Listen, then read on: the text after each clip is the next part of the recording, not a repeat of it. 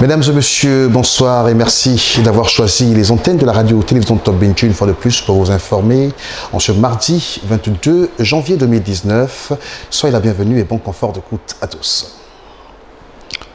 Certains élèves du lycée et collège Delta sont entrés en transe ce 22 janvier 2019 en matinée dans l'enceinte et hors de l'établissement. Une agitation qui serait due, selon certains élèves présents, à la manifestation de mauvais esprits. Reportage. Ce 22 janvier 2019, en matinée, le collège et lycée Delta étaient en ébullition. Plusieurs élèves, pour des raisons inconnues, sont entrés en transe, entraînant les agitations tout azimuts dans leur rang. Soucieux de leur état, leurs camarades et certains voisins habitant aux alentours leur sont venus en aide. Dans cette atmosphère de panique, les élèves étaient laissés à leur propre sort. De loin, le corps administratif, debout, assistait à ce spectacle désolant aux yeux des parents apeurés. Les élèves, ne comprenant pas ce qui se passait, accusaient les esprits maléfiques. Tout à coup, les élèves de l'établissement commencent à prendre des crises directement, sans raison comme ça là. Nous ne savons pas de quoi il s'agit. Apparemment, il y a des esprits dans le collège d'État. Parce qu'on ne trouve pas normal que tout le monde fait cours. Et tout à coup, il y a des esprits, il y a des fans, des esprits qui s'agissent, des crises, comme si c'est, je ne sais pas, boss. Est-ce vrai? Sinon, comment expliquer ces agitations qui gagnaient progressivement certains de ces élèves? La presse venue sur les lieux s'enquérir de la situation s'est vue refuser la prise d'image dans l'enceinte de l'établissement à coups de main par le corps administratif resté sans réaction face à cette transe qui aurait pu causer d'énormes dommages. Privé, ici c'est privé, il faut l'autorisation. À ma maison, tu ne peux pas venir, il faut l'autorisation. On est privé ici. Vous pouvez filmer dehors. Non, je ne vous ai pas autorisé, monsieur. Le droit à l'image, vous l'avez? On ne connaît pas le droit à l'image. Le droit à l'image. Non, j'ai dit je ne veux pas. J'ai dit je ne veux pas. J'ai dit je ne veux pas. Filmez dehors, vous pouvez filmer dehors, oui ou non? C'est pas l'État. Monsieur, allons-y. Monsieur, allons-y. Monsieur, allons-y. Monsieur, allons-y.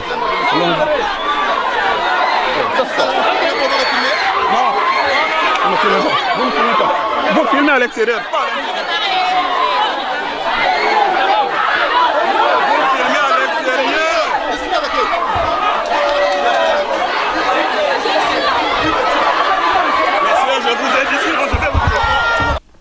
Une transe qui intervient quelques jours après celle du lycée et collège de la place, à savoir le collège évangélique.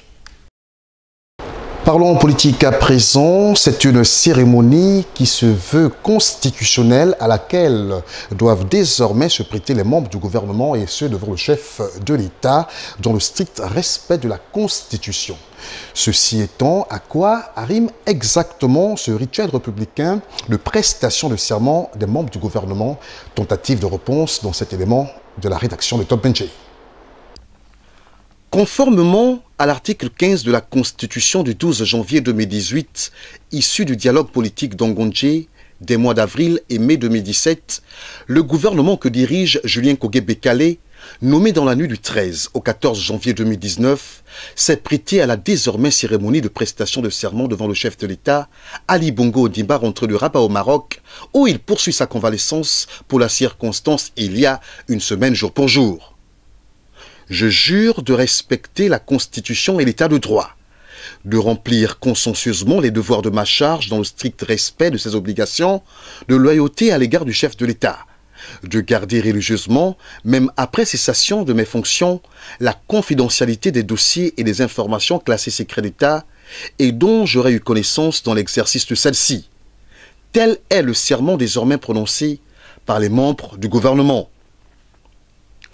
Comme une épée de Damoclès sur la tête de ces derniers, ce serment a vocation à les contraindre à des résultats probants, et ce, dans tous les secteurs de l'administration publique et parapublique. Deuxième exercice du genre depuis son instauration, celui-ci vise à booster l'œuvre gouvernementale par des actions fortes et satisfaisantes pour les populations aux attentes innombrables. Outre les résultats qu'attendent les administrés auxquels sont soumis les ministres conformément au serment auquel ils sont tenus dans le strict respect de leur obligation de loyauté à l'égard du chef de l'État, celui-ci les contraint également à garder religieusement, même après cessation de leurs fonctions, la confidentialité des dossiers et autres informations classées secret d'État et dont ils auraient eu connaissance dans l'exercice de leurs fonctions. Comme pour dire qu'aucun membre du gouvernement ne pourrait se permettre de parler des affaires dites classées secret d'État, même si celles-ci constituent un frein dans l'action étatique. La prestation de serment par les membres du gouvernement devant le chef de l'État, dans le respect de la Constitution, est donc un exercice à sa lecture de soumission expresse. Les membres du gouvernement sont donc soumis à remplir consciencieusement les devoirs de leur charge. Autrement dit, travailler et apporter des réponses aux préoccupations des Gabonais. Ceci étant, vivement que ce gouvernement chapeauté par Julien Kogué-Bekale soit celui tant attendu par les Gabonais en mal de bien-être, même si au regard de sa composition, la première impression qui se lit est celle du « on reprend les mêmes et on recommence ». Convoqués par leur syndicat, les agents de la poste gabonaise étaient en assemblée générale comme point à l'ordre du jour le paiement de leur salaire et bien d'autres.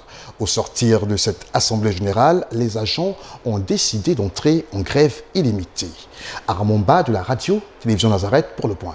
Les agents de la poste gabonaise étaient en assemblée générale convoqués par leur syndicat avec comme point à l'ordre du jour le paiement de leur salaire et autres. À l'issue de l'AG, ils ont décidé de rentrer en grève illimitée. Dieu a permis que nous ayons vu le jour en 2019. Donc nous avons pensé qu'il fallait faire venir l'ensemble des postiers pour essayer de revisiter tous les points qui ont été inscrits dans les procès-verbaux des 6 février et des 21, 22 et 23 novembre 2018. Mais jusqu'à présent, la direction générale n'a pas cru bon d'exécuter les points qui sont inscrits à l'intérieur. Figurez-vous que jusqu'à maintenant, les travailleurs n'ont pas perçu le salaire du mois de décembre et vous connaissez la sensibilité de ce mois-là où il y a des jouets des enfants à payer, où il y a des charges incompressibles, où il y a la santé pour laquelle personne n'est épargné.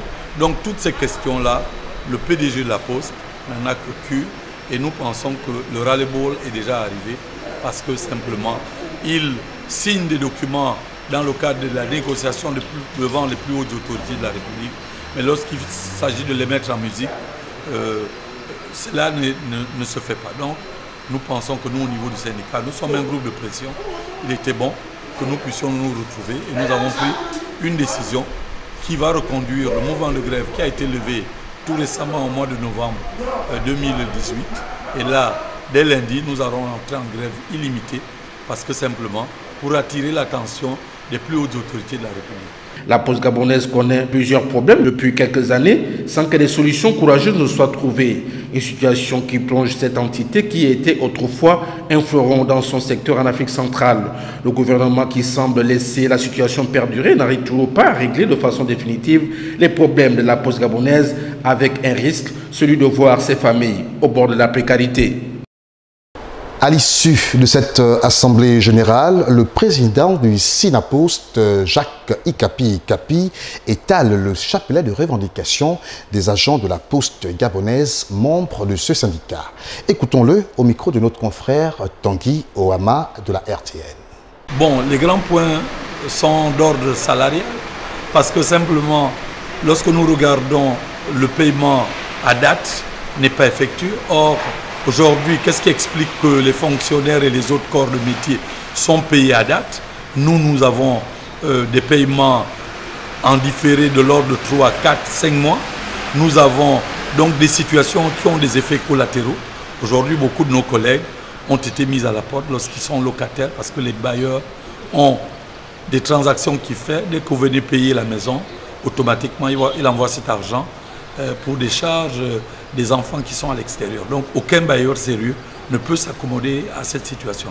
Nous avons également des collègues qui sont morts parce que simplement ils n'ont pas pu payer des ordonnances pour des maladies qui sont des pathologies graves. Et aujourd'hui donc nous avons des problèmes de salaire qui ne sont pas payés à date. Nous avons la bonification sectoriel spécial de 2015 qui a été budgété, qui, ma foi, a été détourné. Nous avons des paiements, des coupures de salaire de manière intempestive. Or, nous savons que lorsque les revendications sortent d'ordre salarial, l'employeur n'a pas le droit de nous couper le salaire. C'est ce qui se passe. Et nous avons mené des investigations du côté du Trésor. Nous nous sommes rendus compte qu'il n'y a pas de titre de recette. Donc nous appelons cela des détournements. C'est pourquoi nous invitons la direction générale à nous rembourser les salaires qui ont été indûment coupés. La Poste est en lambeaux. La Poste ne connaît plus son lustre datant. Et vous allez vous rendre compte que la Poste, qui est un service, qui a une notion de service public, qui est à Mabanda, qui est à Ndindi, qui est un peu partout, la Poste se meurt au fur et à mesure des ans. Depuis 4 ans, nous n'avons plus connu une réactivité du côté de la Poste, mais n'empêche que nous avons des conseils d'administration où le PDG de la Poste clame urbi et orbi qu'il a redressé la Poste. Or, nous constatons que nous sommes à la case départ, bien au contraire, la situation de la Poste va à volo. Actualité hors de nos frontières à présent, rendons-nous tout de suite en République démocratique du Congo où après confirmation de sa victoire à la dernière élection présidentielle tenue le 29 décembre 2018, Félix Tshisekedi, qui présidera désormais aux destinées des RD congolais en tant que 5e président de ce pays, à cet effet sera investi le jeudi 24 janvier prochain. Ça se passera au Palais de la Nation à Kinshasa. Reportage signé de nos confrères d'Africa 24. Félix Tshisekedi prêtera serment jeudi 24 janvier. La cérémonie d'investiture aura lieu au Palais de la Nation où se trouvent les bureaux du président de la République. Félix Tshisekedi devient à 55 ans le 5e président de la République démocratique du Congo. Dans la nuit de vendredi à samedi, la Cour constitutionnelle a confirmé les résultats proclamés par la Commission électorale nationale indépendante quelques jours auparavant et rejeté les recours de l'opposant Martin Fayoulou. Merci au Congo et aux Congolais. Merci à tous ceux qui ont participé à ces élections. Merci à ceux qui ont voté pour moi. Merci également à ceux qui n'ont pas voté pour moi. Ce soir, c'est le Congo qui a gagné. Ce n'est pas la victoire d'un camp contre un autre. Dès l'annonce de la Cour constitutionnelle, le nouveau président a appelé à l'unité du pays, un pays qu'il devra gouverner avec le Front commun pour le Congo, majoritaire à l'Assemblée nationale. Une cohabitation que Félix Tshisekedi, qui s'est allié à un autre opposant d'envergure Vital Kamerhe pour cette élection, place déjà sous le signe de la réconciliation. Je me suis engagé dans cette campagne à réconcilier les Congolais entre eux, les Congolais avec le Congo, et je vais m'engager à cela. Plusieurs chefs d'État ont d'ores et déjà adressé leurs félicitations au président élu. En 58 ans d'indépendance, la République démocratique du Congo va vivre pour la première fois une alternance pacifique au sommet de l'État.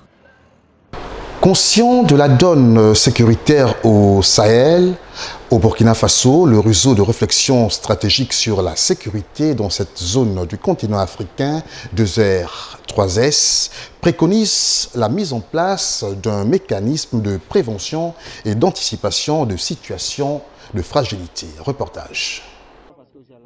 Le contexte sécuritaire volatile au Sahel et en Afrique de l'Ouest requiert une démarche inclusive de nos États en quête de stabilité. Conscient de la donne, le réseau de réflexion stratégique sur la sécurité au Sahel 2R3S préconise la mise en place d'un mécanisme de prévention et d'anticipation des situations de fragilité, en abrégé le MIPAS.